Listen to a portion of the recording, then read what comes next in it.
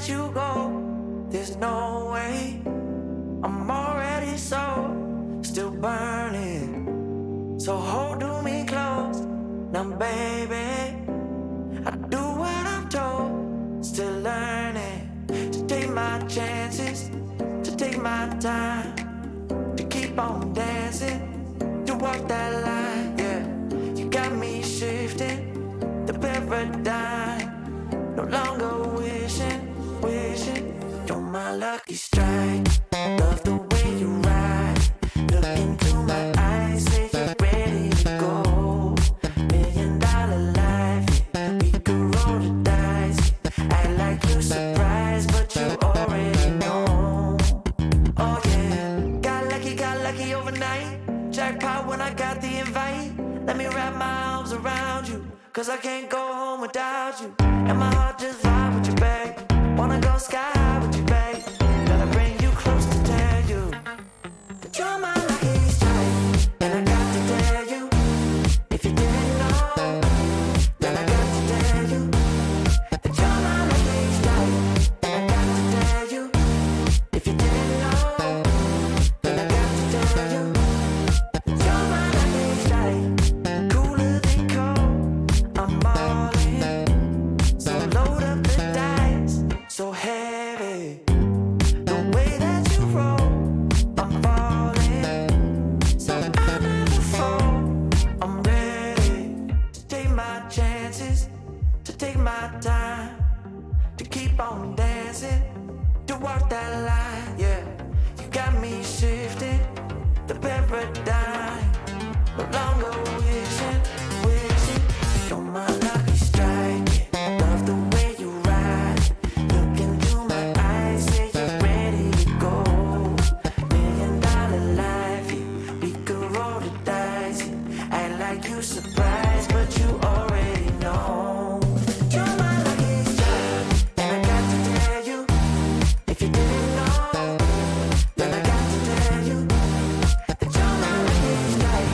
And I got to tell you, if you didn't know, then I got to tell you that you're my lucky strike.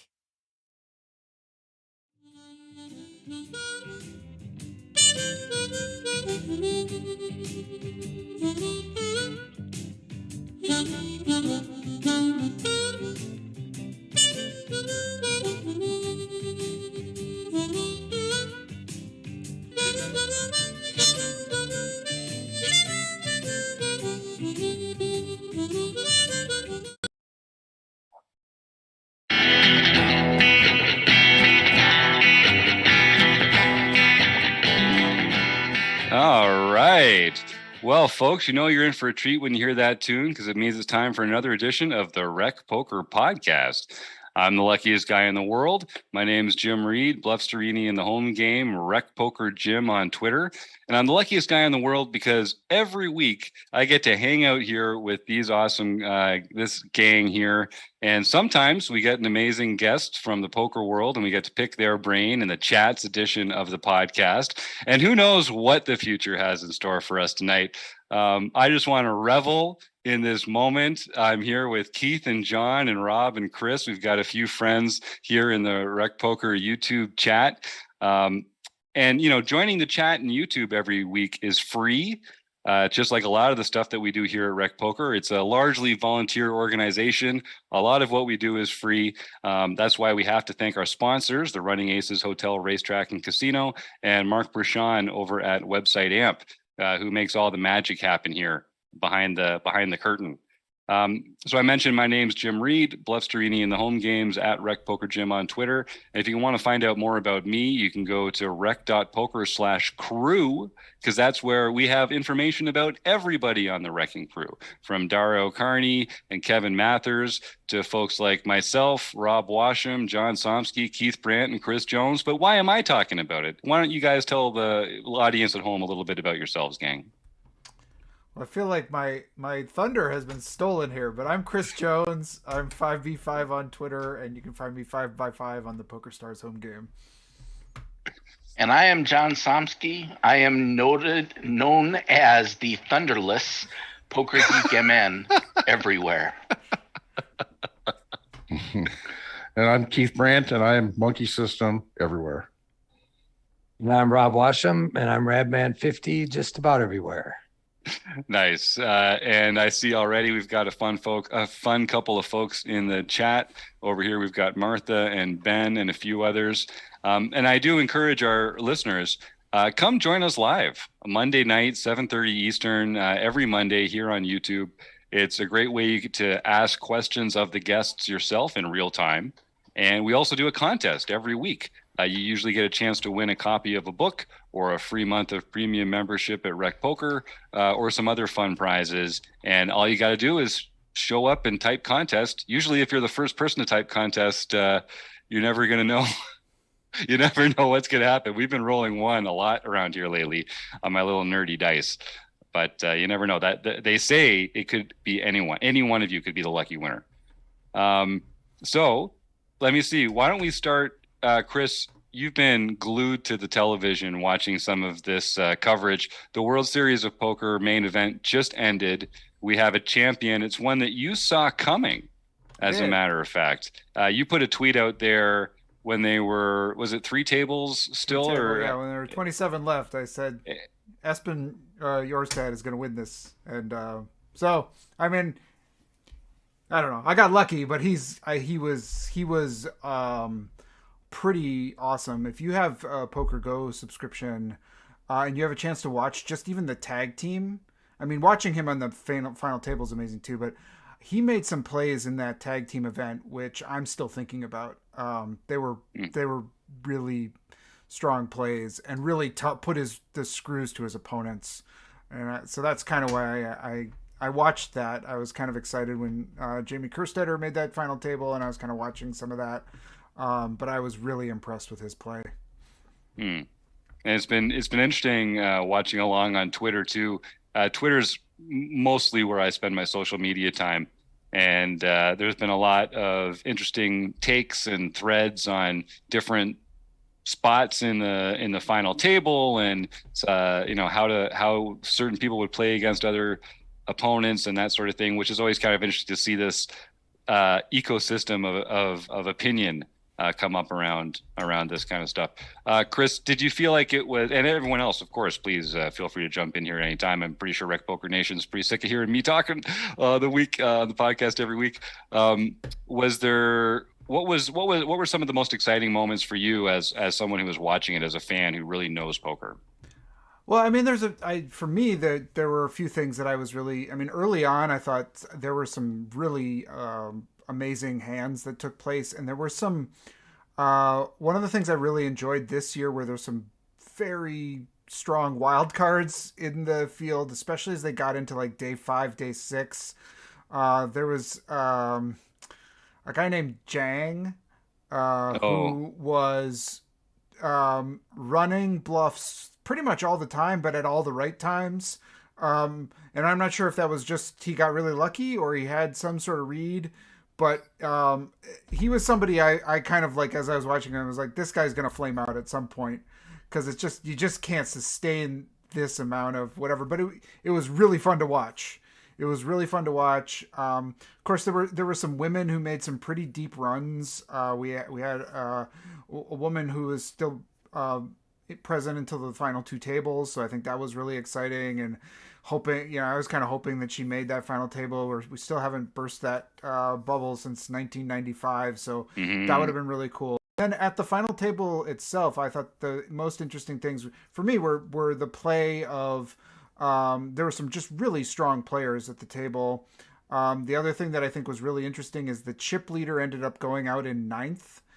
And I think there's some question, like for me, it was almost just like he just kind of ran in, like it can happen, right? It's like you're not supposed to have it happen, but like he got 2 outed. He lost a flip and suddenly he was short, and then it just was not his table. But it's one of those that I'm sure he's going to be sort of haunted by. And then I think the final hand is one that it was a full house versus bottom pair. He had Jack 4 on a deuce 4 queen 8 board. And and he ended up calling off for about 35 big blinds on a river shove, and that was it. That was the main event. And I think that hand in particular, I think, is a very interesting one to think about. So those are my takeaways.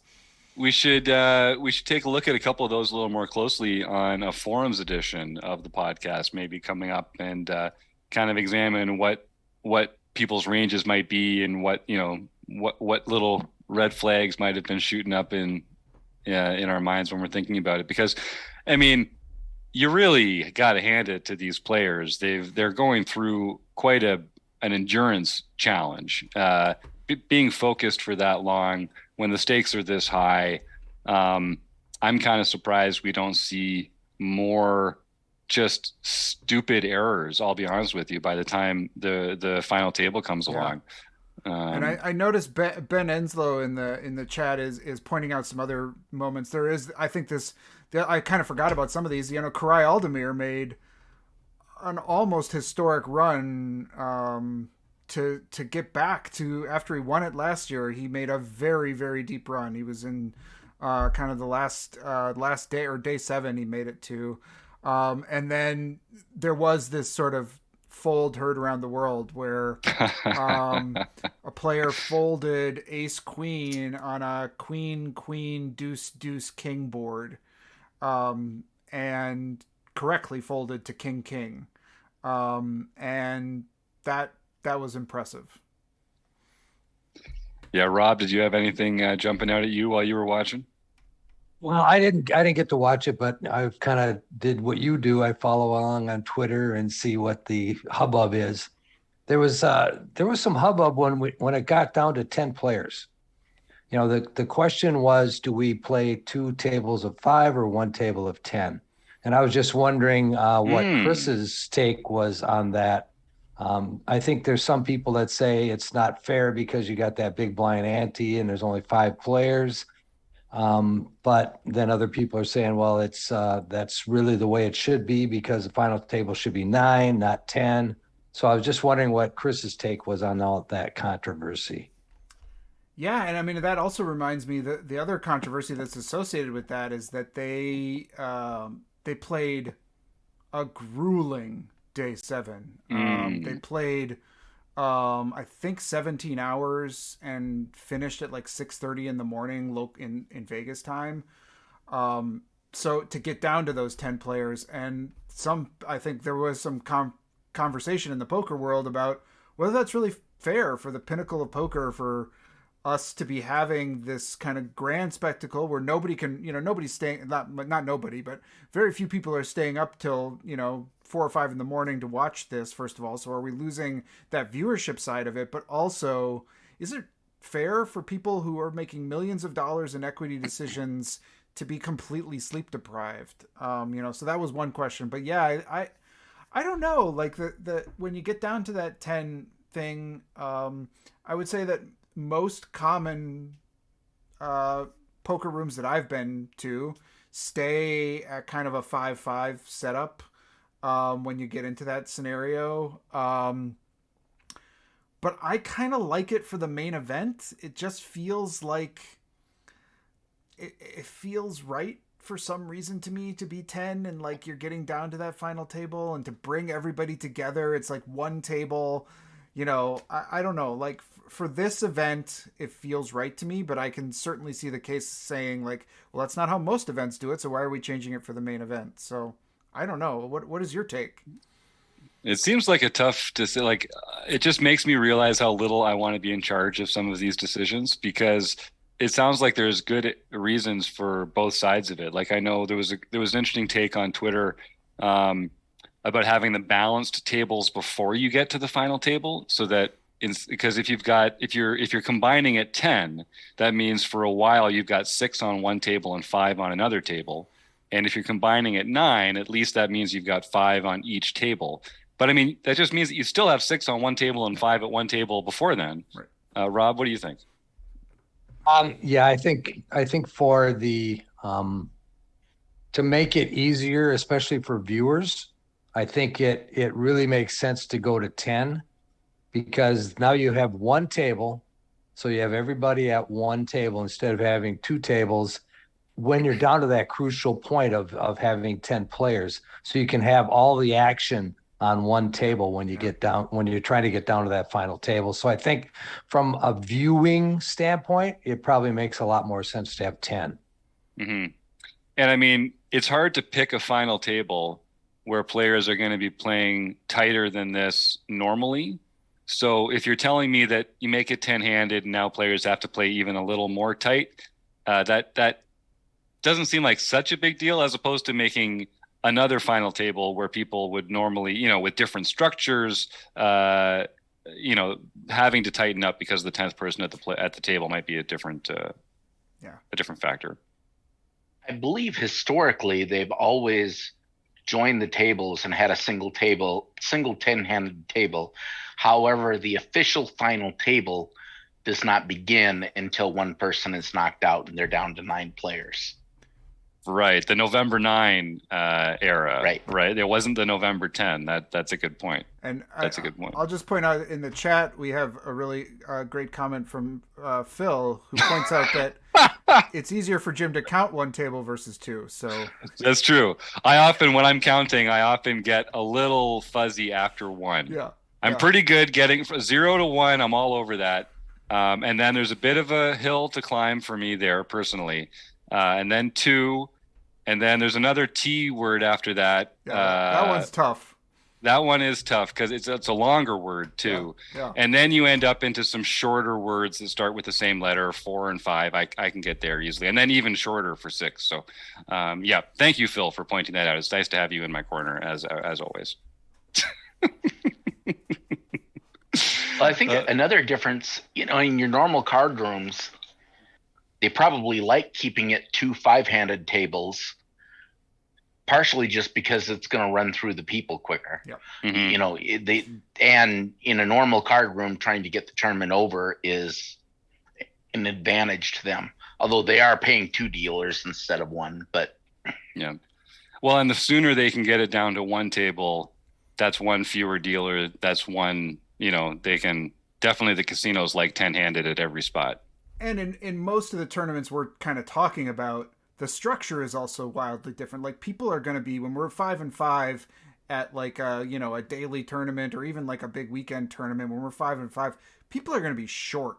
And in this, they're not. You know, people had 70, 80, 90 big blinds as we were approaching this spot. So that it's not quite the same dynamic either.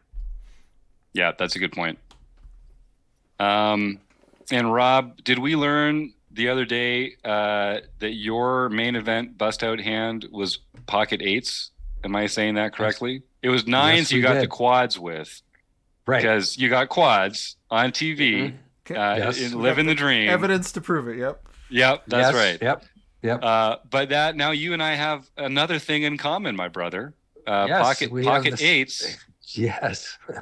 Now, well, how many years ago was your main event performance? 2018.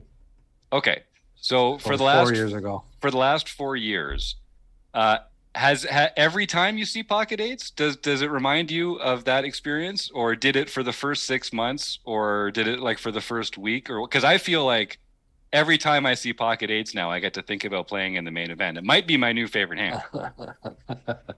No, I actually don't even, until you mentioned that you went out with pocket 8s, I had forgotten that I had also gone out with pocket 8s. There you go. That's the veteran response there. It's just a hand. It's just a hand of poker. Exactly. It's just a hand of poker. I'm not as wise as Rob. Queen 10 of diamonds is something that it still haunts me a little bit. Yep. It's funny. I wasn't expecting that at all. But it's funny how that kind of stuff sticks with you. When I proposed to Mrs. Bluffsterini, I did it right at the top of the CN Tower, which is a very tall tower in Toronto. And one of the side effects of that never occurred to me in the planning of it was that whenever I'm in Toronto now, I look up and I'm like, oh, there's a nice little reminder of this wonderful moment when I proposed to my wife. And I don't know what I was doing recently, but I must have been playing in the home game or something. And I got dealt pocket 8s. And I was like, oh, Same kind of thing. I wasn't expecting to have that like memento of the experience, but it's going to be hard for me to get dealt pocket eights and not think about busting from the main event in pretty much one of the best possible ways. So I do feel pretty good about that. John, I see you're unmuted. Do you have some? Well, I didn't, but I can of course add on. When I have that similar type of deja vu. There are some podcasts that will occasionally do a repeat. And it's like when I hear the repeat, I remember where I was the first time I was listening. If I was on a motorcycle ride somewhere, I'll remember that. Or, as long as it wasn't something like I was doing dishes, then I might not remember. But that same type of experiential memory will come back. Mm-hmm.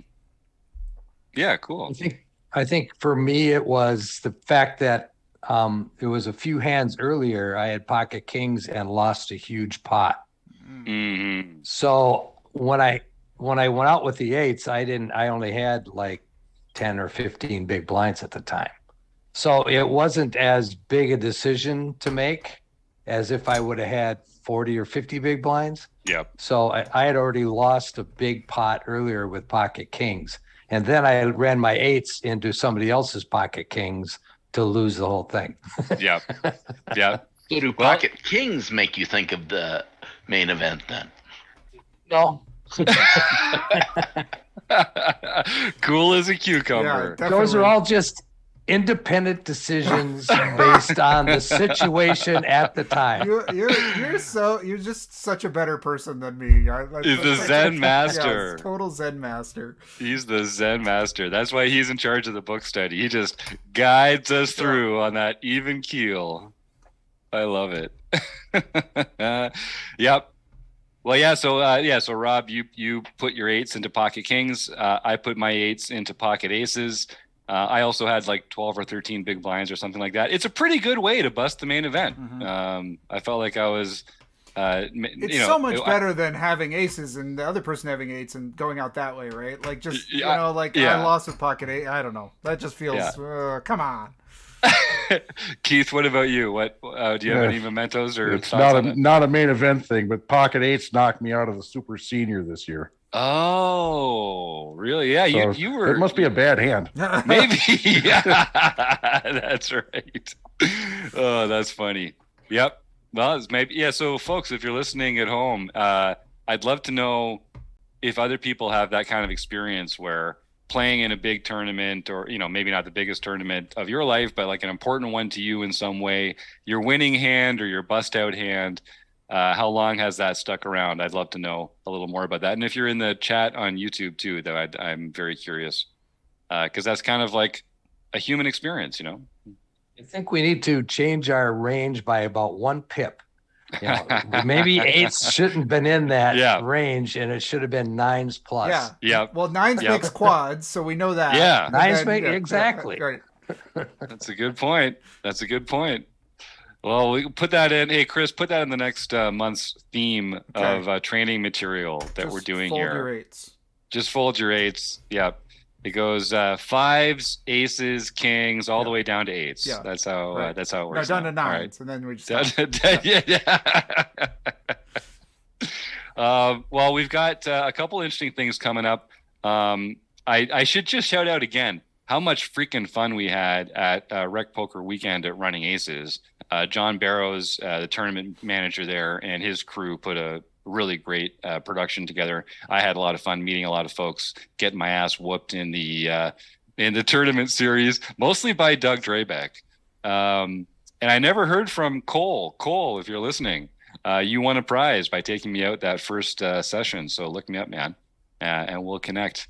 But yeah, I can't wait to do another weekend down there, and hopefully it won't be the day before the tag team event in Vegas, and we'll have a little more time to relax and spend some time around there, get to know Minnesota a little better too. I got a chance to go take a boat ride with Captain Walleye and had some other fun in the region, but it's a place I'd like to spend a little more time. Beautiful countryside.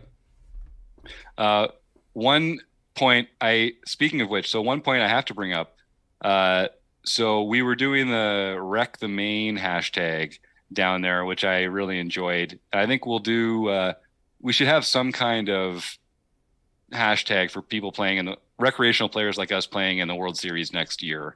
Hashtag wreck the WSOP, maybe. Like that does kind of roll off the tongue pretty well. And we are there to wreck the WSOP.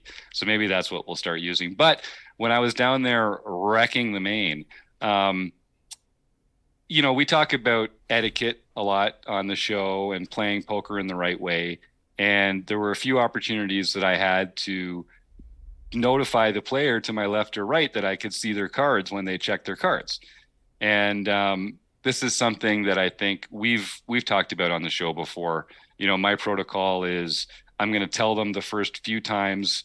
The last time I tell them, I'm going to say, I'm not going to tell you again, but I can't stop my eye. Like I'm not looking at your cards, but I you know, I'm a human. And if I'm looking over this way and you show your cards, I'm going to see your cards. So that was really well received. And I just think it's one of those things that you want to win in the right way. If someone's showing their cards around, you should at least give them a chance to better that practice. But one of the things that stood out, we're coming back from break, and I won't, you know, there's a lot of great dealers in the WSOP, but they're also really doing everything they can to fill that seat. And some of the dealers are maybe not that experienced, or, you know, could benefit from a helpful hand from some of the players. You know, there were a few spots where pots were counted wrong, or side pots weren't correct, or, you know, the action was slow, or that sort of thing. Real first world problems. But in the main event, you know, everyone really wants things to go smoothly and for there to be as few hiccups as possible. So we got back from break on day 2, about halfway through the day. And maybe it was dinner break. It felt like, I think it was coming back after a long break. And the player to my right, a guy named Matt, they had arranged, the dealer had arranged the button incorrectly. And Matt had been given the small blind. And we're all ready to play. We've been gone for our whole dinner break. So we're the dealer's getting ready, they're shuffling up, everyone's got their chips in, and Matt says, hey, you know what, I think I should be the big blind on this hand. And a couple other people at the table were like, oh no, he was the button last time, so he should be the button now. No, it's all good. And Matt had a chance to really just take the small blind and have the big blind skip him, but he's like, no, I'm very sure this is supposed to be my big blind. Remember, you were in this position before, and this is what the action was. And remember, you just checked the big blind. And the table came around to it, and they were like, well, no, you're right. You are supposed to be the big blind right now. And so I just want to give that guy, Matt, a shout out. I told him to send me an email, and I think I just got one from him, actually. I haven't had a chance to really dig into that today. But just such a great gesture in the biggest spot you're going to be in. You know, it's a $10,000 tournament, to say, actually, no, it's supposed to be my big blind here. I just thought that was great. And I just love seeing people like that enjoy poker and do well in poker. And yeah, I hope we get to hear from Matt. Maybe we'll get him on YouTube one of these days or something and see what he's up to now. Cause that was just a wonderful experience and good for him. Let me see what else is on our list. We've got, some exciting things coming up.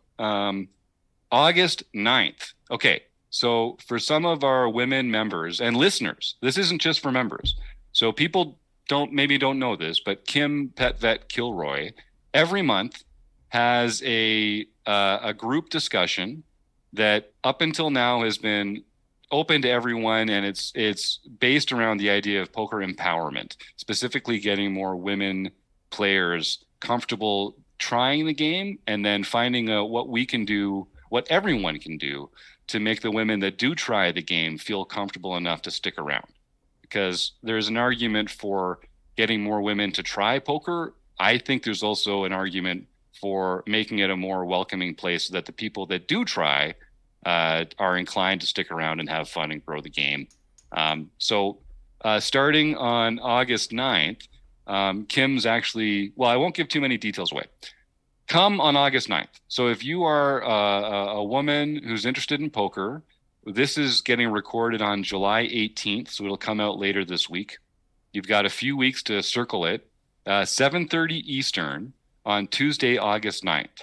So Kim is talking about making a couple really interesting and cool changes to her monthly session, about maybe adding some prizes, maybe adding a home game element to it, maybe having an area where just women players can play against each other and talk while they're playing and get some feedback from other women experts and folks like Kim who really know what they're doing when it comes to the game of poker. And so on August 9th at 7:30 Eastern, if you go to rec.poker, it's right there on the calendar. All you need to do to join is just get a free community account. All it takes is an email address and a smile. This isn't restricted to premium members. This is just for anybody who's interested in this kind of thing. And I know Kim has some plans to make some final decisions about what the September session is going to look like and going forward from there, and what's going to be included and how we're going to make it a better space for women. But I'm really excited about this. I know we're going to have Kim on before then to get into some more of the details. But as we've got a few weeks to pump it, I just want to make sure that we mention it every week on the show here. August 9th, 7:30, Tuesday night, Eastern. Do come and join. And it's not just for women. There's a lot of great allies. There's a lot of great men with good attitudes here at Rec Poker, and I know Kim appreciates that as well. But really, she'd love to see more women join the group. And I just think it's such a great, easy cause to get behind. And I just like the idea of having some more spaces, especially here at Rec Poker, that are just for women, who can feel comfortable and that's what this is all about. Fun at the poker table. That's what Rec Poker always should be. So, all right. I hope people do come and check that out. And if you're watching live, then it's not too late on Wednesday of this week. It'll be too late if you've heard the recording. But if you're watching live on YouTube, you can come and join the Unshuffled mixed game demo, which is on Wednesday night. We're going to be looking at next month's mixed game with Jake from Unshuffled, talking about how to play, some tips and tricks to help guide you through those Saturday night practice mixed games, so that when August comes around, you can win that second Wednesday of the month tournament, pick up a sweet little pin, and get on that list. That's a short list of winners for the monthly mixed game championship. So that's in very elite company there. And just mentioning Unshuffled as well, if you're listening to this live, then on Tuesday, that's Tuesday the 19th, at 6 p.m. Pacific, which is when they do their thing, they are doing a challenge, the Unshuffled challenge, where you can play for free, pit yourself against all the other folks around the world that are doing the challenge, playing against you play a series of hands against bots. Everyone plays the same hands in the same order against the same bot opponents. And then at the end, whoever made the most chips in that series, I think it's about 10 hands, wins some pretty sweet prizes. I think they've got over $12,000 that they're going to be giving away out of this prize pool, and it's free to enter. So I would go check that out at unshuffled.io. And yeah, Jake from Unshuffled is helping us with these mixed game demos on Wednesday as well. So that'll be a really fun opportunity for folks to get together with.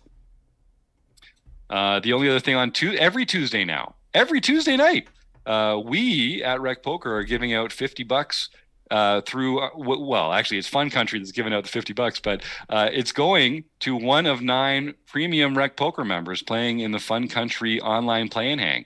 That's every Tuesday night at 9 Eastern. And it's first come, first serve. The first 9 premium members to come and sign up get a chance to compete. We record the sessions.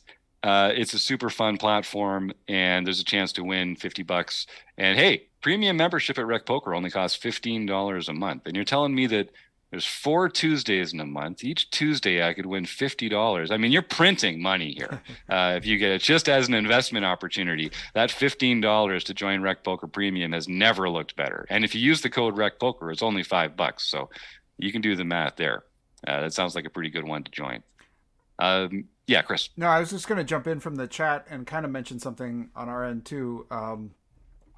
Joshua Campbell was referring to our conversation around Vegas and going to Minnesota for the Running Aces Rec Poker Weekend, and he said we need to get one of those set up in the Northeast. And I think one of the things that I think that maybe we can just talk about is the Rec Poker road trip model is sort of like in its infancy.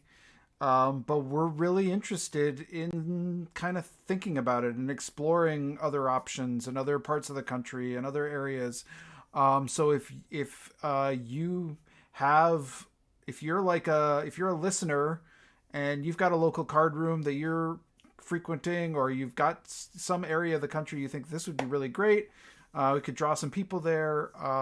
Get in touch with us, because I think we're really trying to think about how the road trip model can sort of kind of maybe be a little bit sort of grassroots and organic and help spread the word about rec poker to different poker playing communities. So that's a great point, Chris. Because we've had so much fun on our rec poker road trips. We've been to Florida, we've been to Iowa, we've been to Minnesota, we've been to Las Vegas.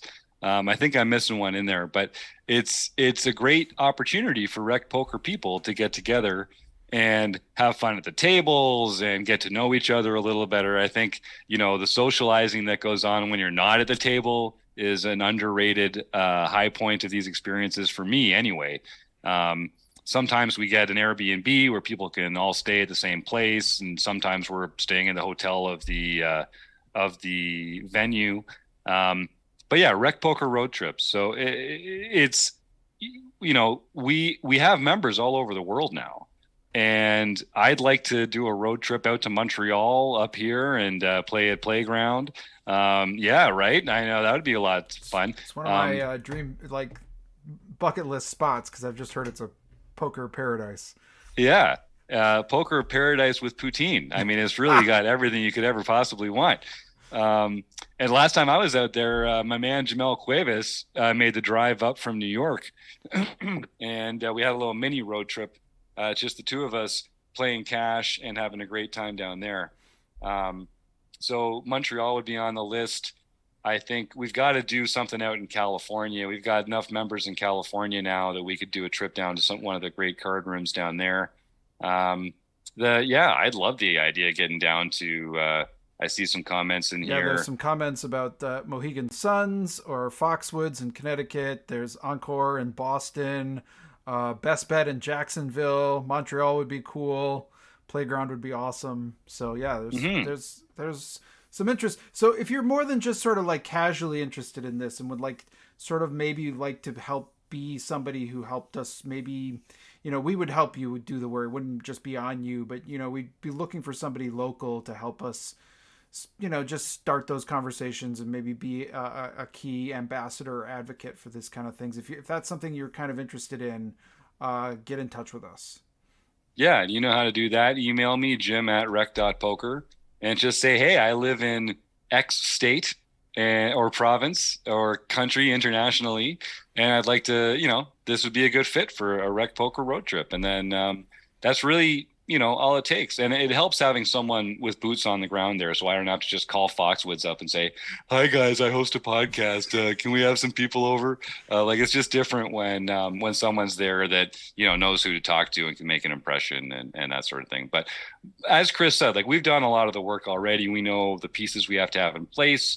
We know how to make it work. We know how to bring what we need to have fun, and we know how to get some people there. So maybe you're just thinking, I would like it if some rec poker people drove down to a casino near me.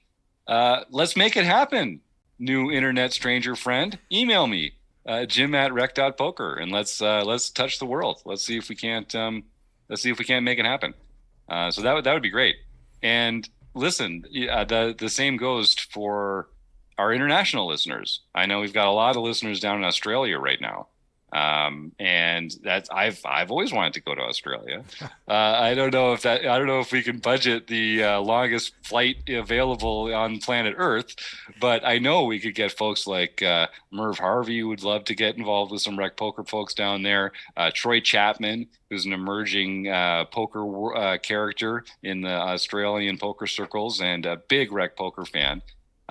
Keith says here, let's raid an MSPT event. Yeah.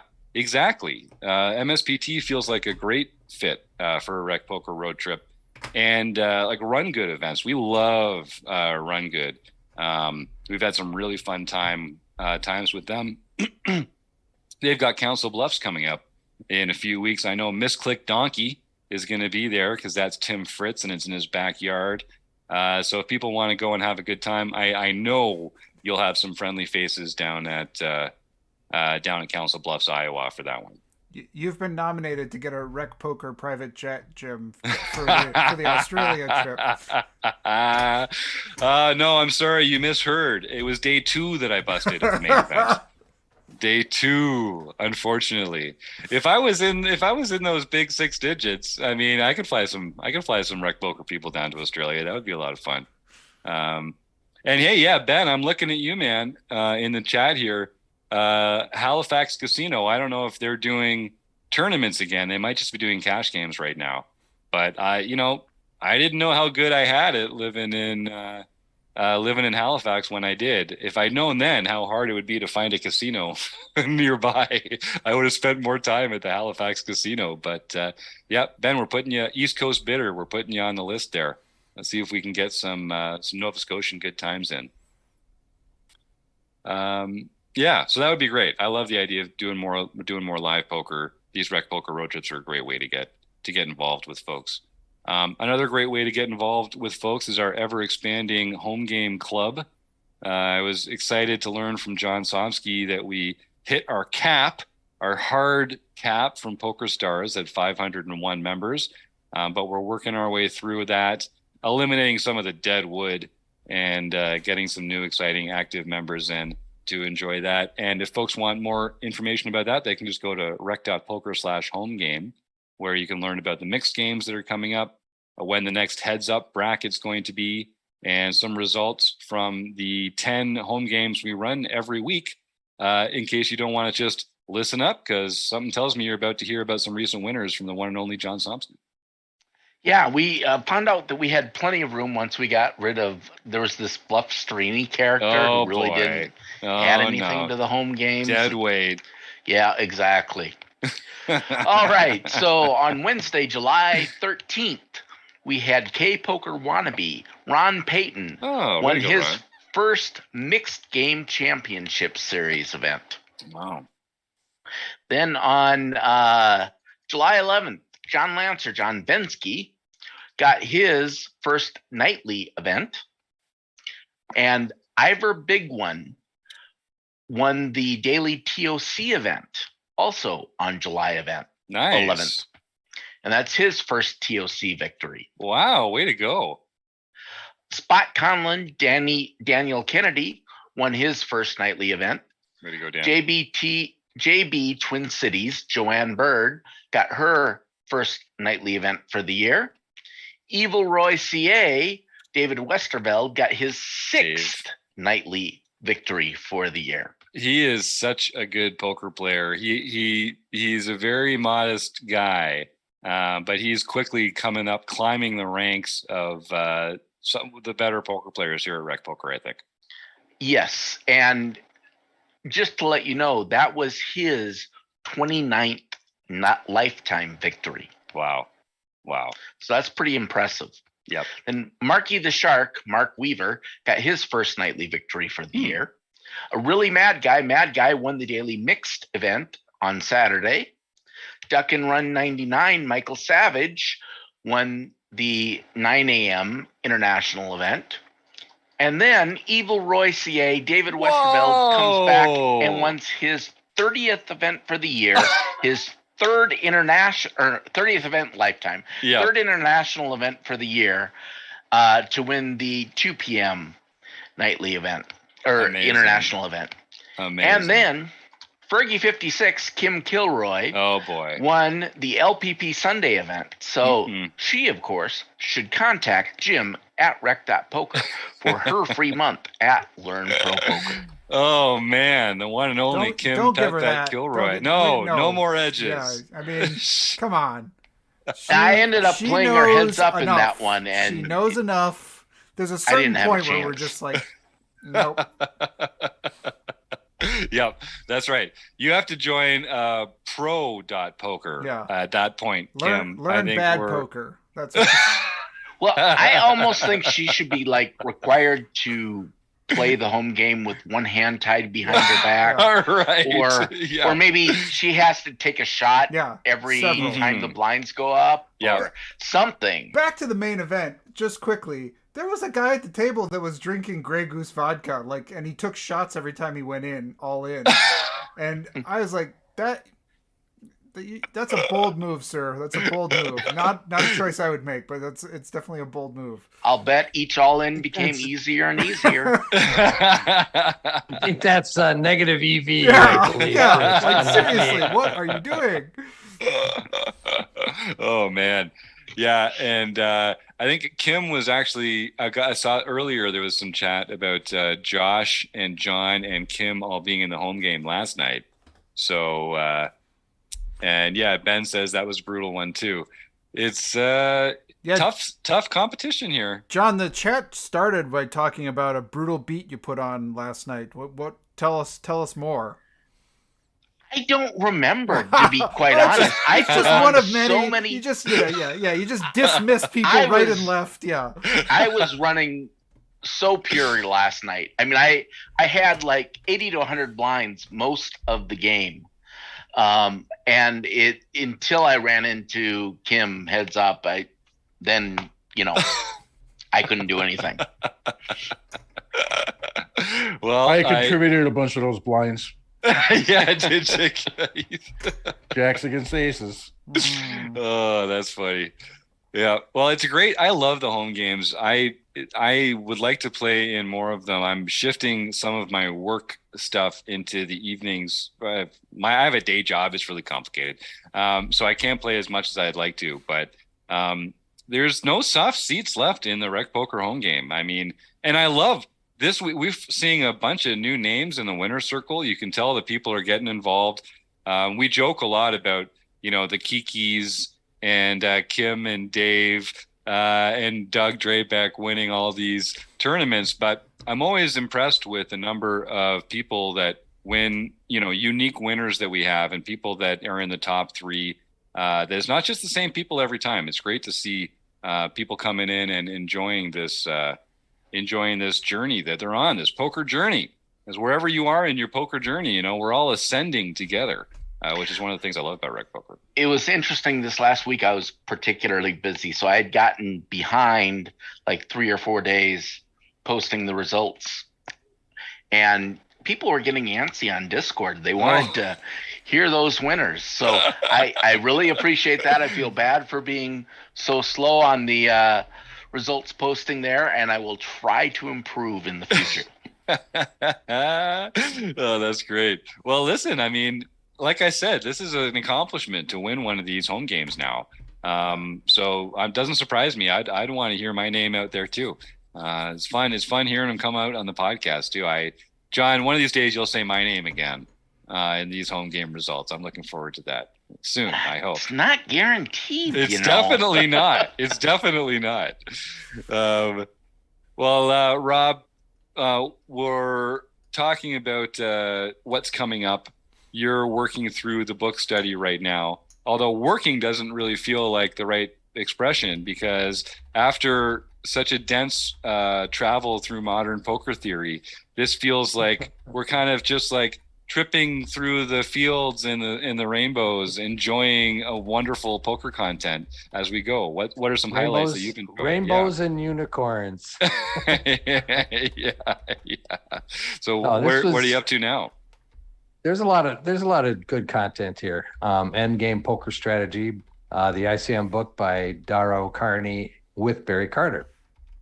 We just finished chapter 5, which was playing for the win versus laddering. and we're about to get into chapter 6, which is how our range changes when you consider with ICM consideration for your decisions. So it talks about the shape of the range that you would play in an ICM situation versus a chip EV situation. And that'll be coming up this Wednesday on the 20th.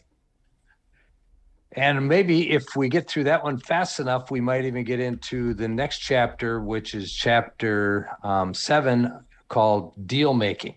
So we might get into interesting that, how that works. And there's some really interesting information in there. And I don't know how many of you have been involved in final table deals, but I've been involved in a few, and I've taken a bad beat on a few of them, and I've taken a good beat on a few of them. And it's interesting understanding how that works and how people's perceptions are when you get to that final table. Mm-hmm. So that is a very interesting chapter to discuss. Hopefully we'll get to that. If we don't, it'll be the chapter that we go into the first Wednesday of August. So right on. Looking forward to that discussion. Well, and I think that's an underrated edge, that whether you want to think about it as gaining an edge against your opponents or eliminating an edge that they have against you, when you get to the final table, that's not the time that you want to be thinking about deals for the first time and what to consider. And I think, people that are more studied about that can actually make some money by making good deals there. So that's a great point. Some people should be studying up on. I see we're getting a guest joining us here tonight, the one and only Chris Fox Wallace. So I'm going to let him in, and we can start talking about what he's been getting up to. Not only does Chris have a new book coming out, Horse, we're working in the mixed game realm now, but we also got a chance to cross paths down in Las Vegas as he was doing some more photography for Cards Chat, I believe. But Chris is such a pro. You never know who he's working for. He's in every poker room. He's part of so many different organizations. Welcome back to the show, Chris Fox Wallace. Thanks for joining us, man. Hey, I'm glad to be here. We'll see how this goes. I'm in a meeting room in a hotel in Stillwater, Minnesota. Oh. I have no idea how good the internet is or how good any of this will go. I'm usually at home with like ultra high speed internet, basically in a sound studio, and here I'm. Sounds good. In a cheap hotel on my laptop. No, I think it's going great. It's going great so far. Yeah, we're glad to have you here. So that's a quick turnaround, because I saw you in Las Vegas. It feels like just a week ago. How long have you been back? Just about a week. I'm headed home in the next day or two. Yep. It's been nice to be here today. The last 2 days have been pretty hot, but the rest of the last week was just fantastic, beautiful. Oh, good. Do you want to? Or do you have any so we'll talk about the book. I'm so excited this is the year where we're getting more involved in mixed games over here, so I can't wait to share that with some folks. But while you were down there, you've got your boots on the ground, you're walking through the World Series of Poker rooms, you're taking photos. What was that experience like? I know you're a grizzled veteran at this point, but were there any kind of special moments or anything exciting about that this year? My plan was to be at the World Series like 6.5 days a week, taking pictures of most of the bracelets, writing up a few things here and there, and then playing cash games. And I was able to do some of that, but I had COVID for almost 2 weeks, as almost everybody at the series did. Yeah. I don't hardly know anybody who came for the series and that didn't go home with COVID. And then a thing came up at the end of the series. That's why I'm in Stillwater. I wouldn't usually. I skipped the main for the first time in like 9 years. And I had to be here testifying for a lawsuit. So I spent half the day educating lawyers on how tournament poker works. Oh, cool. So I missed, bigger chunks of the series than I expected to. And I missed Wazwaz and Ramsey's bracelets because I had COVID. And then I missed Rich Alsop's bracelet because I was in Minnesota. So we got 3 Minnesota bracelets this year, and our coverage guy didn't get to see or take pictures of it. Oh, no. I have some pictures of all 3 of those people, but not I wasn't there for the bracelets, and I would have loved to have been there for all of those. They're all great guys, and I'm excited that all 3 of them got bracelets. So it's a big summer for Minnesota for sure. Yeah, no kidding. And I mean, I'm like you. I love the cash games down there while the series is on. I was playing in the Paris room when Adam Friedman got announced for which was another one of the mixed games thing. And it's just so cool to see these friends of the show, really doing what they do best and being rewarded for it. Where do you like to play cash? I'm just going to write this down for my own notes when I go down next year. Where are the good games when the series is on, Chris? Where do you go and spend your time? When the series is running? Yeah. I mean, the series is always good. You're paying a lot of rake. You're not getting player points. Your service is miserable. You got to go get your own chips. There's all these, they hate making money over at Caesars, but yeah. But there's still a lot of cash games running. And for me, the World Series is a great place to play because I have a diamond card.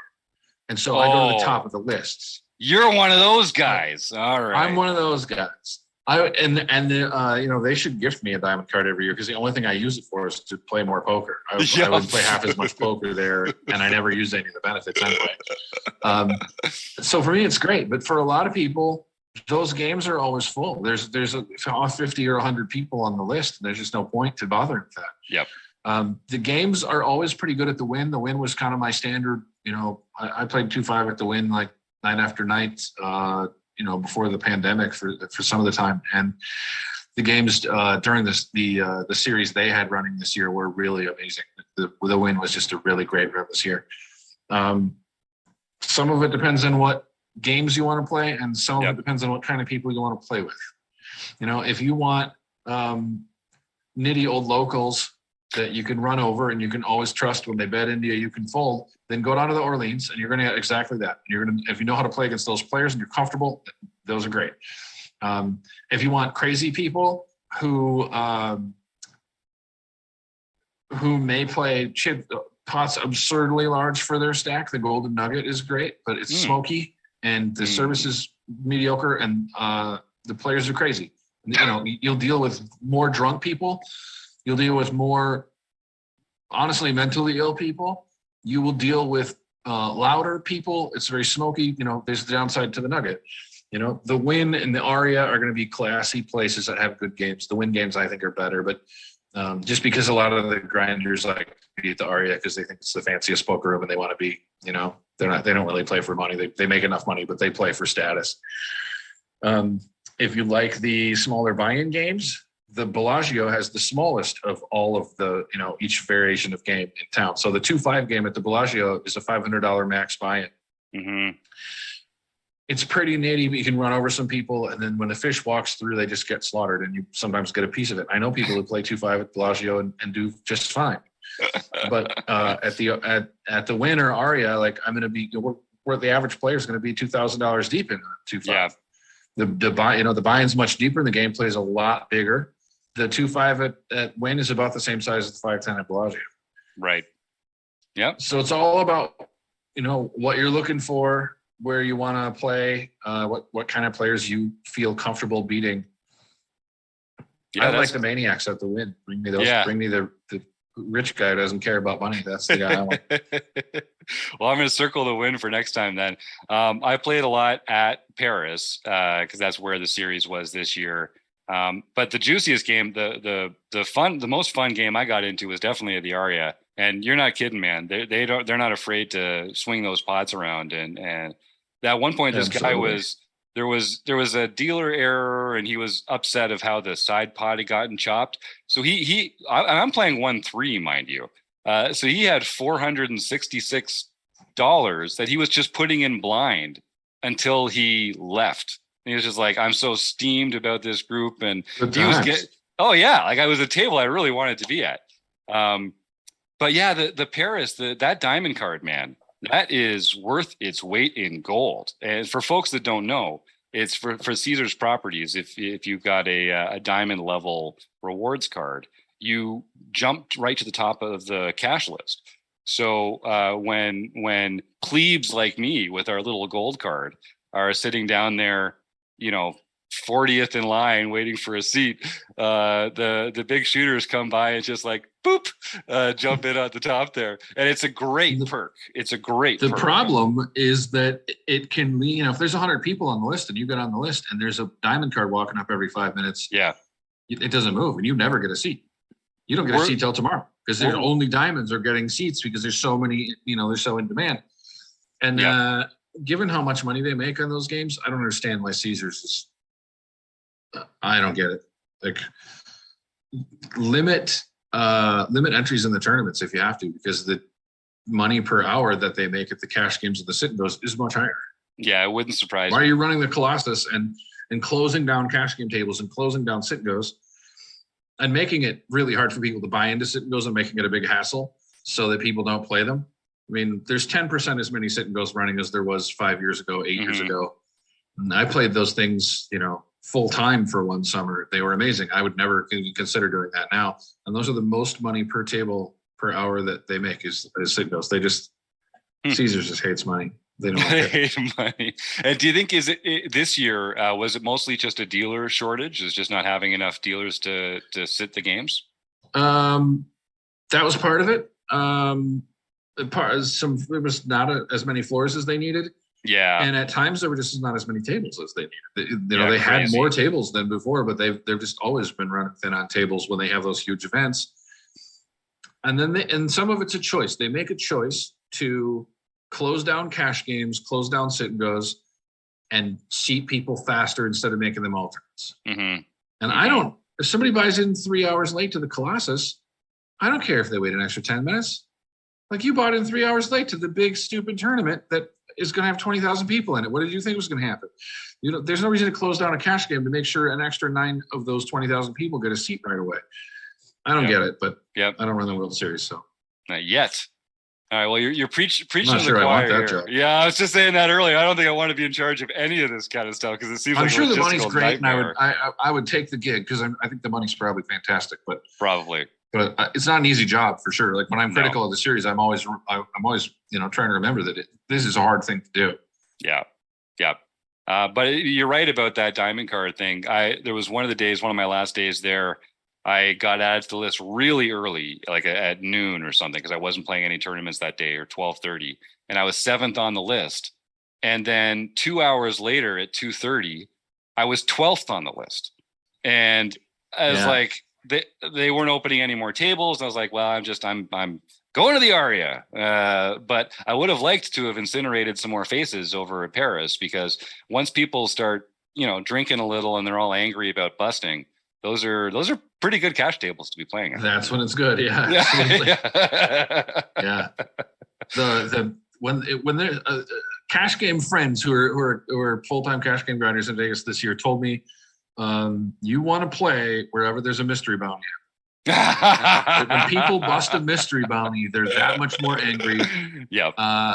They busted and someone got their bounty. They're really mad. Like they said that the cash games were just out of this world when there was a mystery bounty going on. So next year maybe I'll chase those around town.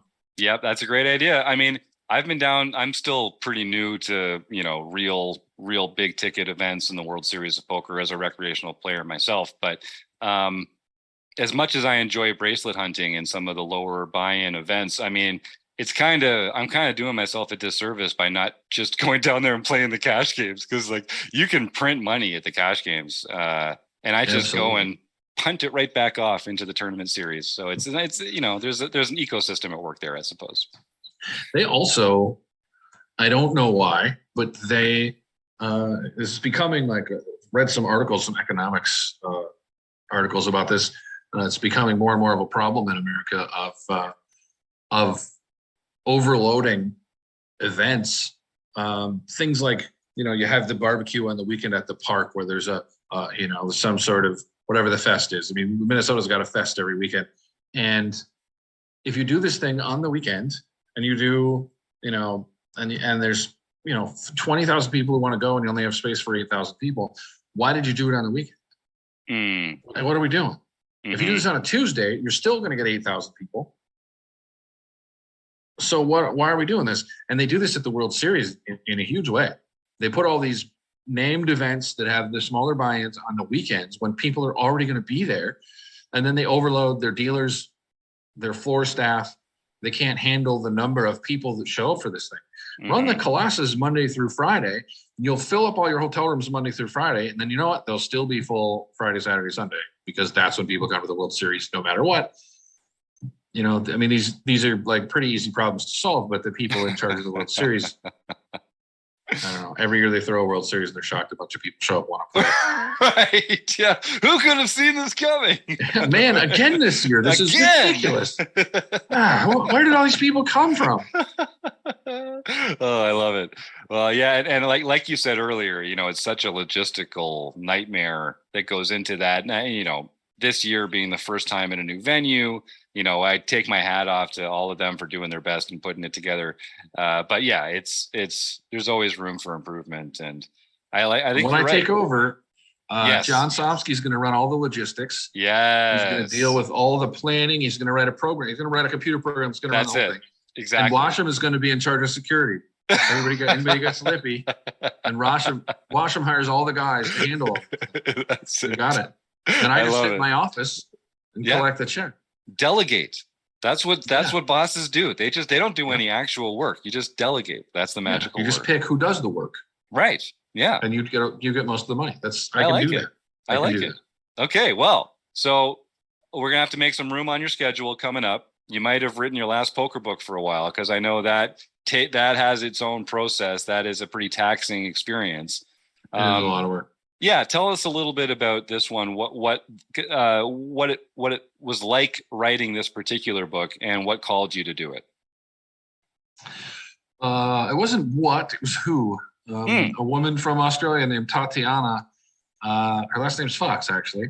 I was in the 25K horse last year in the World Series, and I got this message on Twitter about writing a book with them as Rockies. And this woman Tatiana said she was writing a book with them as Rockies, and she wanted my help publishing. I've done a lot of publishing stuff over the last couple of years, and published a bunch of non-poker related books for people. And so they just didn't like the offers they had from publishers, and they wanted to do it themselves, and they wanted to talk to me about it. So I went on break, and at the Rio, there used to be that back area where if you were playing like a big 10K or a big tournament, the bigger buy-in tournament, it'd be back in this one area, and you could walk right out to the dealer break area through this back door that you weren't supposed to know about, but everybody did it.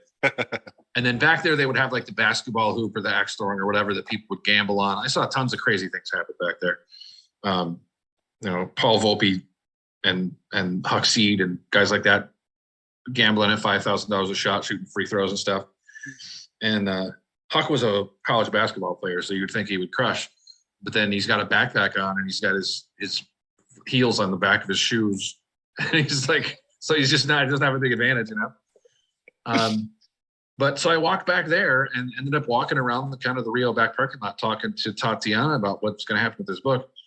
And it turned out, and this happens a lot, someone knows someone who they think should write a book or whose story should be told. And so they say, I'm a writer, and I'm going to do that.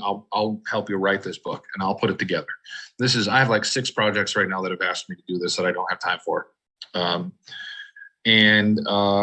the person who says they're going to write the book is not able to write a book. It's not an easy thing to do. And Tatiana didn't have a lot of poker experience. And so for her to be writing a book on horse was going to be tough, even with the interviews she had from them as Rockies. So she finally decided, what do you think about, what do we do with this book? And I said, I have a horse book mostly written, and I'll take your interviews, and I'll talk to Miss Rockies on the phone, and we'll add in their stuff, and I'll rewrite it, and I can do that. So then it turned into sort of my horse book with them as Rockies. And by the time we had this figured out as to how this was going to work, it was like 2.5 months before the World Series. So we got this decided, and I open up the horse book from 2008, and it's still on my Google Drive. And I've always kind of been thinking maybe I'll do something with this. And I open it up and I start reading it, and this is not going to do. It's just dated. The writing isn't as good as I can write now, not even close. It's just all got to be redone. I have to write a new book.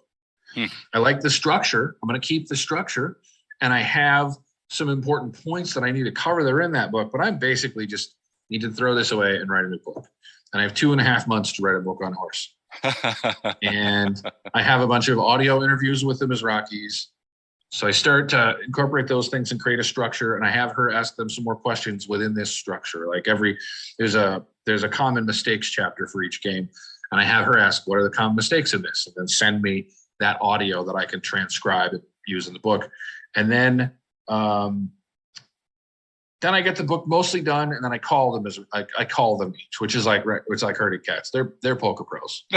And poker pros are never easy to just get to do something that's not playing poker. So luckily, Tom Hammers was part of this project where I knew that he knew them, the Mizrakis, and so I called him and said, "Do I want to work with the Mizrakis? Is this a thing? I want to just make sure that, because I know you know these guys." And he said, "Oh yeah, that'll be great. That'll be good." And then I said, "Okay, can you let them know that they should work with me?" And he said, "I'll call them right now." And then like 5 minutes later, Tatiana said, "The boys just called and said they want to do this project with you for sure." That's great. Tom greased the wheels there. So I texted Tom, "Hey, can you tell the Mizrakis to call me?" And like an hour later, they called me. And then I was able to talk to them and ask like the final questions and things that I was missing, and make sure that, I don't want to put their name on the book unless I'm sure they've had a lot of input into it, Yeah. So I got all that, had to get it, written, edited, formatted, cover made, all that stuff in 2.5 months, basically by myself. It was a lot. I didn't do anything else for 2.5 months, nothing.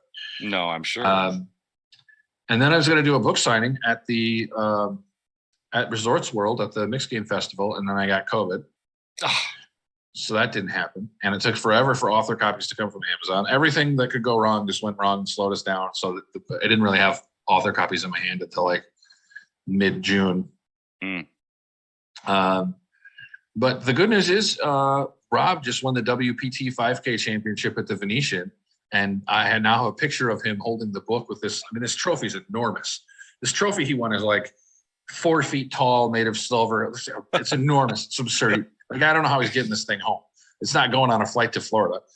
Right. But I've got a picture of him like holding the book and that's with the trophy. That was good. And I think he made 900,000. It was good. Pretty good day for both of you, I guess. I mean, better for him. For sure, better for him.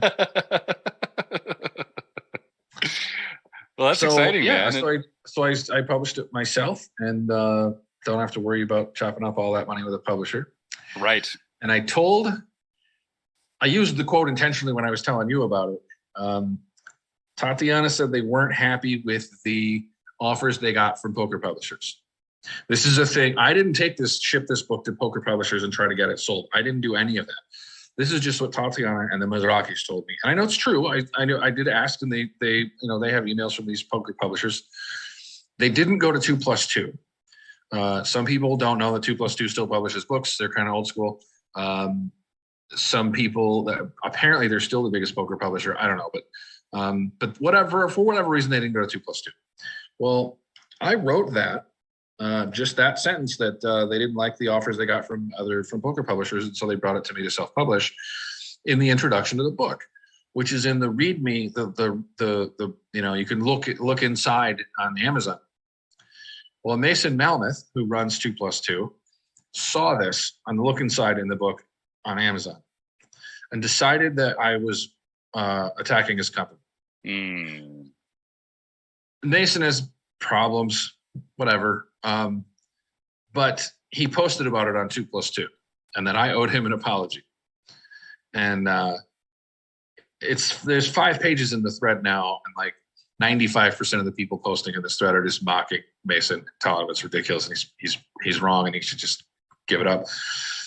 So when I got into this, I logged right onto 2+2 and told him, look, this doesn't have anything to do with you. I don't know. You're not going to get an apology out of me. This is unrelated to you. You're being ridiculous. And then I challenged him to a heads-up match. There you go. We could broadcast it on Poker Go, and I will remove the offending thing from the book. I can do that. It's print on demand. I can change it for all future copies in just a minute. That I will remove that if he beats me, and if he doesn't beat me, he has to issue a public apology, and he can choose the game and the stakes. And he has no interest in that. So I thought it would be fun. I also don't want to I don't really want to pile on Mason because I know he's socially very awkward, and he just won't get over this, and it won't get any better to pile on. But it's fun. It was fun to play with him a little bit anyway. Yeah, I heard there was a bit of a 2+2 thread uproar over it, and it did seem to be kind of removed from any actual grievance as far as I could tell. But it was ridiculous. It's an absolutely silly thing. Yeah. Well, and are e-copies of this available as well, Chris, or paperback only? How do folks? Absolutely. We should probably just give one away. Oh, I love that idea. Well, yeah. Here we do a contest every week on the show here, where I get to roll one of my nerdy dice that don't always have 6 sides. So why don't I say right now, thanks, Chris. If you're in the YouTube audience and you'd like to win a copy of Chris Fox Wallace's new book, Horse, type the word contest into the chat, and we will do a little draw in a few minutes once all the hundreds of people here have a chance to type the word contest into the chat box there. I will say. What do you do if you have the 8-sided dice and 12 people want it? Then I pull out my 12-sided die instead. I don't know if you can see a few of these here. I can go up to 20 on you one. You don't have 100. No, I have 100-sided dice. Well, I have 2 10-sided dice, and the way that you do it is one is the 10 and the other one's the 1. So you can roll. You can get a number up to 100. He's rolled a 1 6 weeks in a row, so I'm not convinced he just doesn't roll a 1-sided dice every week. It's just the first person to put it in chat. The 1-sided dice is tough to get. It is. You really got to wrap your head around that one. The Mobius dice. You can't even pick it up off the table. No. Actually, it's a marble. Yeah, nice. There it is. Of course it is. Perfect. Yeah. So I've got a bunch of nerdy dice here because I'm a well-rounded person, and I used to be interested in all sorts of games that aren't poker or backgammon. And sometimes you need all sorts of nerdy dice. So yeah, I've got 12-sided, 8-sided, 20-sided, 4-sided, 6-sided. Here, if you see, here's the one that you use if you need to do 100. That's got the different 10, 20, 50, 60, 80, all the way through. And then here's the 4-sided. It's a pyramid. That one's kind of fun too. We're not going to need that one tonight, though. I don't think. You could make a mess at a craps table. Yeah, you could really have some fun at the craps. It would be table. fun to sneak those in and take like a 4 and a 10 and the 20, and then just pick up the dice and then boom, and off go the most ridiculous dice. I think you're onto something. I like that idea. 865. Is that craps? What is it? Oh, I love that. Yeah, there are some fun ones in here. You can surprise some people. I also think this would be a good way to at the poker table to do some of your mixed strategies. If you want it, you could really get very particular down to 5% of the time I do this and 5% of the time I do this other thing. I know people who play online who have a random number generator running constantly in the corner of their screen for that very reason. Oh, yep. I've used my watch for years. Mm-hmm. If you know that you should be calling 10% of the time, just think, okay, if my watch is in the first 6 seconds, and then I'll look, and right now it'll be a fold. You just have to be careful that people don't realize you're doing that, because then they'll wait until it's about to be in the first 6 seconds if they want you to call. Yeah, that's right. Yeah. I tried using that, but I found that I was always I would use, if it's in the first half of the minute, then I was going to raise. And if it was in the second half of the minute, I was going to call. I was always looking really fast so I could try and get there in the first half of the minute. Which Looking doesn't and then really going, no, work. wait, no, look again. Oh wait, no, I was thinking now. about something else. Now, how about now? Yeah, how about now? All right, well, let's Just look do at the- it. Wait till it's in the first step. There it is. Yeah, okay, there. Nice. Now I'm looking officially, right? That's it, randomizing. All right, so I think we've got our guesses in here. I'm going to start with Eric Anderson, who got the first one in, and we'll count down from there. Let us see who's going to win. Okay, this one. 1, 2, 3, 4. Ben was in there once already. Okay, Troy Chapman, you are the winner, and you are allowed to say contest, given that you're a student. And actually, Troy came Troy in. might have a copy. If he doesn't, I'm glad that he's getting one. There you go. And he, Troy came in a little late in the show, but actually missed a shout out earlier. Troy, we were just talking about you a little earlier on the show as well. So this is the Troy Hour featuring Chris Fox Wallace here on the Rec Poker Podcast. So I'm excited for that. Awesome. So yeah, email me, jim@rec.poker, and we'll make sure that happens. Just like every week, we like to lean on the general. Troy, just message me on Facebook and I'll give me your details and I have Troy's email. I can just make sure he gets a Kindle copy. That's easy. There you go. Yeah, he's a big fan of yours. And I like to think that I just delegated that right out of my to-do list. There you go. There you go. I don't have to do a damn thing about Super that. perfectly done. Yep. Can't do it better. I'm gonna let you guys. Work is a 4-letter word. The great part of delegation is it's not about getting work done. If the work doesn't get done now, it's not your fault. That's nice. Once it's delegated, it's gone. Yeah. Right. Yep. If Troy comes back, you can just yell at me. It's not like you still have to go do the work. You just yell at the guy to do the work. And that's fun. That's not even work. Like yelling at people. Absolutely. That's among the highlights of my day. Yeah. I've been this being an entrepreneur thing, for 25 years is silly. I should have been a manager. Apparently it's that's right. Yeah. Something I've tells been me yelling you're at having, people for 25 years. I think you're having even more fun, Chris. I think you're having even more fun. I'm sure that's true. I did not like jobs. No, me neither. Well, are there any other? We're going to let Chris go soon. He's been a superstar sharing his time with us tonight. If anyone else has any more comments or questions in the chat, now's a great time to put it in there. I see a couple people are saying that they've already picked up a copy on Kindle. So you're spreading the love already, Chris, getting people more involved in horse and mixed games, which is, I think, the future of fun poker. As great as No Limit Hold'em is for tournaments, I mean, when it comes to having a good time. If you've been playing for a while, Hold'em gets really boring. Yeah. The better you get at it, the more boring it gets, honestly. Yep. I've heard that. We should all just be playing Super Stud 8 and Raz Doogie in rotations. Maybe one day. We're gonna have to spend more time working in John Somsky's mixed game practice series so we can learn and improve. Excellent. If you guys end up doing a book study with the book, I'll come back for that too. Yeah, that would be great. At the end of that, that'd be fun. Yeah, well, I'm sure we will. So last question before you go: of the games in Horus, which is your favorite and why? Stud 8 is my favorite. I think there's more going on. It's more interesting. You get to play a few more hands, but everybody thinks they get to play a lot more hands. I find it really profitable, and it's a game where you have to be a little intuitive. With Raz makes sense to me immediately. It's just a game that seems very easy to play to me, and just as soon as I started playing Raz, I was like, yeah, this is easy because the hands are actually linear.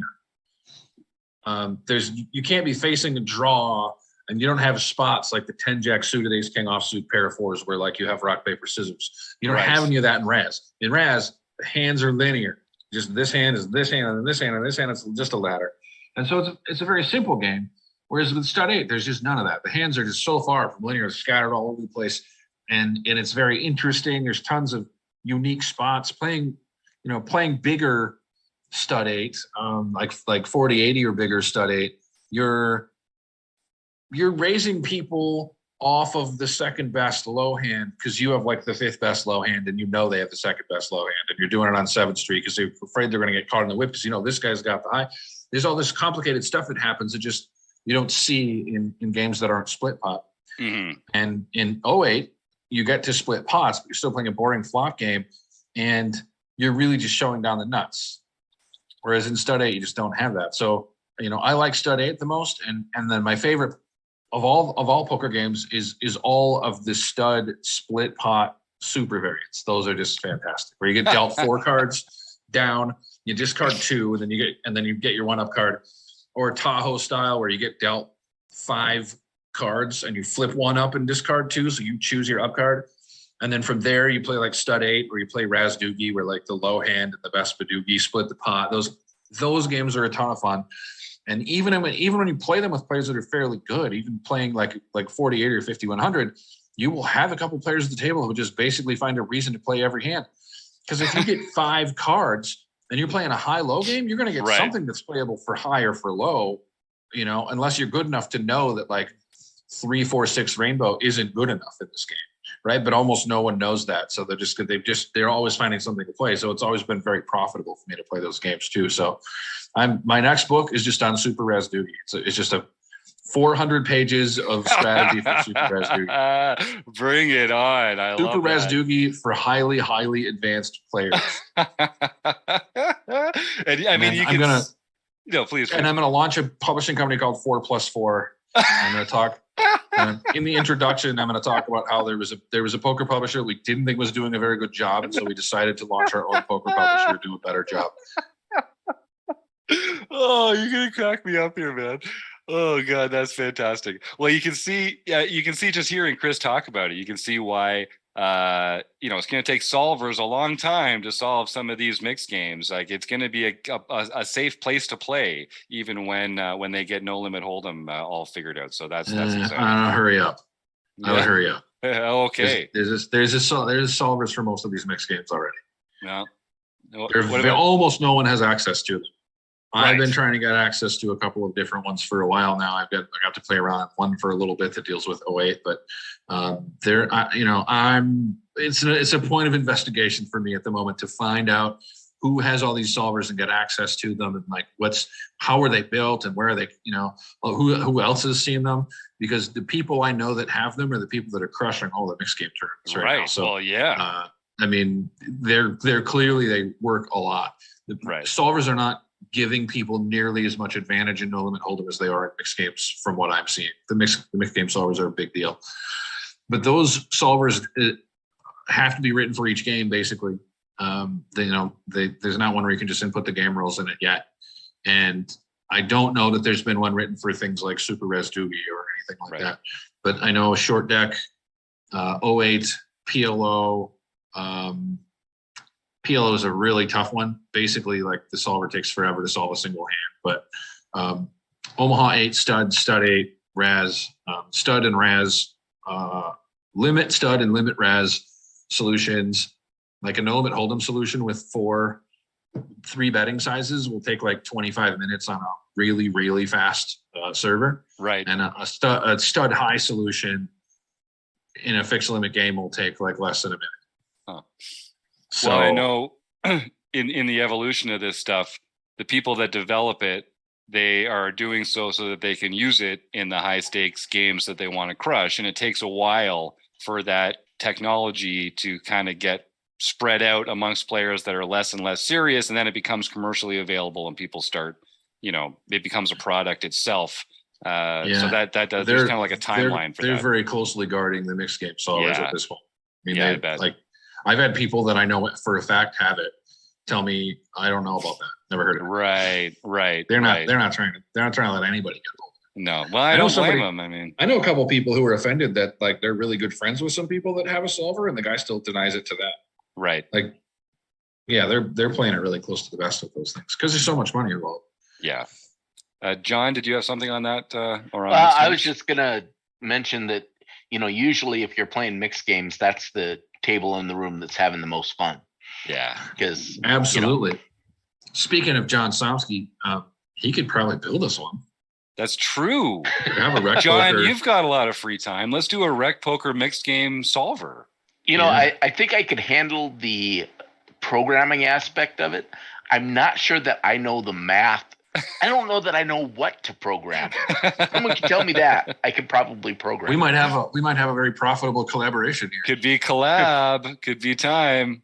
Hey, now I'm not even joking. Let's make this happen. All right. Let's see what happens before we have you on the show next, Chris. All right. The last time you were on the show, Keith Brandt was joining us in the YouTube chat, and we just ran out of time for him to ask a question about coaching, but we've got him here on the panel tonight. So Keith, for those of you who don't know at home, Chris also works as a coach. He's involved in a lot of different aspects of the poker industry. So Keith, you had a follow-up question on that, I think. Yeah. What kind of coaching do you offer for like a serious amateur who's can't play full time because they have a job, but would be within a serious amateur's budget? Golfers who are part timers will spend hundreds and hundreds of dollars a year for coaching. I wonder if you offer something like that for poker. Hundreds and hundreds of dollars a year sounds right. Yeah. That works for me. First of all, I think you're inside one of my pictures. Definitely, if I didn't take that picture, I took a bunch like it. Your background that sounds right. World Series of Poker wide angle shot. Hey, I took a bunch of picture. You took the picture? I guess anybody could take that picture. All year long, you could walk through the room and take that picture. Most of my students are kind of serious amateurs. I do have a number of students who've gone pro, and then I have a number of what you would call like old school TV pros, like very well known pros who need to update their game. I have some people like that as well, but more than half my students are just amateurs who want to get better and make more money, or run deeper in their local tournaments or beat up their Tuesday night home game, whatever it is. And I'm happy to tailor my coaching to whatever time you have and money you have. You can, if you're in a big hurry and money's no object, we can do 4 hours a week, but almost no one wants that. It's a lot of work.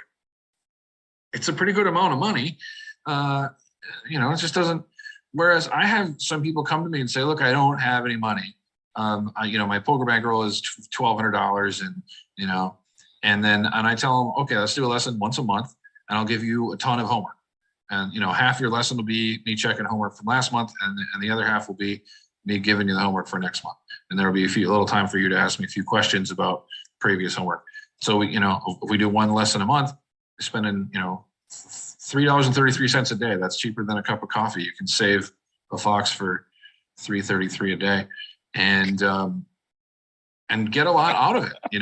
If you're a person who wants to work on your own a lot and not spend a lot of money, that's fine by me. We'll figure something out. A lot of people do an hour a week, or 2 hours every 2 weeks. That's a common thing when people first start and they're serious and they want to improve a lot. I have a lot of people do that, but I don't care if it's once a month or if it's once whenever you feel like taking a lesson. And I have some groups that, split up the money too. Last year before the World Series, I had a group of women, many of whom were from Minnesota, who would send me hand histories. And I would just, 1 week it's Melissa's and 1 week it's Jones, and the next week, and I would go through it, and everybody gets to see it. Everybody gets to discuss it. I get to, they get to watch these hands play out and me talk about what's going on. And group lessons are $175 an hour. And if there's 6 of you, well, that's pretty cheap. Yep. That's a great way to do it. So then you can get a lesson. Then you can do a lesson every week. It still might cost you $100. How do we get a hold of you for something? blindstraddle@gmail.com or Twitter or whatever, but I'll put it in the chat here too.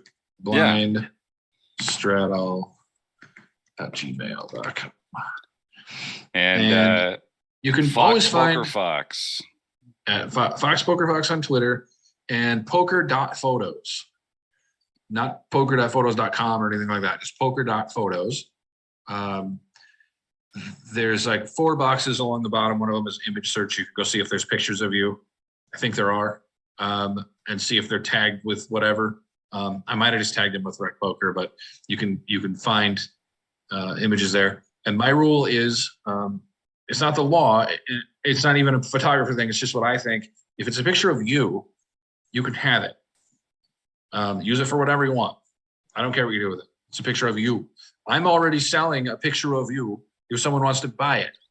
So So we're kind of so like let's split this. Let's chop this thing, right? Like you can use it for whatever you want. If it's a picture of you, but if you go to that site on the top nav, there are 5 things instead of 4, and one of them is poker strategy resources. And there's my contact info is on the site, and then the poker strategy resources is linked to my books. It's got my hand analysis spreadsheet. It's got a bunch of other stuff as well, links to various places, and that's so that's a place to find like lots of information as well. Awesome. And Chris, that was www.poker.photos. Yep. Okay, cool. Well, I'm going to check that out, and I encourage our listeners to as well. And that's a great attitude you've got. You've always been very generous with your time and with your photography work. And I know that's something that can make a big impact on recreational poker players. You know, you're down there playing in the World Series and you get a chance to have that immortalized by a professional. I mean, come on, that's amazing. You know, I don't have good pictures of my bracelet. Right. My bracelet win. Right. Right. You know, there's a poker news photographer from 2014 that has some probably that I could buy or something. I don't know. But none of the photos I have are any good. And I want everybody to have those. So if somebody wins a bracelet and I take those photos, then I make sure they know. Like David Jackson, who beat Phil Hellmuth heads up in the 3K. He was like, "Oh, you got pictures?" And I, downloaded a bunch of the pictures. Scott Ball, a friend of Scott Ball's, just asked me about the pictures and downloaded a bunch of them to make him like some stuff for his birthday. Alex Foxen and Kristen Bicknell, when Alex Foxen won the 100K this year, I got some amazing pictures of them on the thing, and they were super excited. And they're going to get some. I'm having them some acrylics made for them from the like a print place here in Vegas. So like people are really excited to get them, and it's not like it costs me anything. I'm already being paid to take the photos. It doesn't cost me anything to make sure that Alex has that picture if he wants it. That's amazing. That's amazing. Well, just one of the many ways that you contribute to the poker world here. So it's great to be able to shake your hand electronically here. And I'm already looking forward to getting to corner you and put a beer in your hand next summer, hopefully, when we're all COVID free and enjoying another World Series, if not before then. Man, having everybody be COVID free feels like a pipe dream at this point. Yeah. I hope that happens. Yeah. But I'm always up for a beer. If you're going to buy me a beer, you can come to Minnesota or come to Vegas during the winter too. Like come whenever you want. That's a good idea. That's a good idea. Best time to get out of Minnesota. Come in February. I'm going to tell Mrs. Blefsterini. They got an open invitation. I got to head. Sorry, honey, I got to head back down and buy Chris a beer. It was very clear. There was no. I told him I was coming as soon as it got to be 10 below. So that's right. It would be rude of me not to go. And I'm if anything, I'm polite. All right. Well, thanks for having me. Yeah, I think we'll wrap it up here. This has been a phenomenal chat as always, Chris. Thank you so much. So I guess I'm going to thank our sponsors, the Running Aces Hotel, Racetrack and Casino, and Mark Prashant at Website Amp. All these great people in the YouTube chat. Thank you so much. Chris, Fox, Wallace, John, Keith, Rob, Chris, and you, the listeners. Have a good night.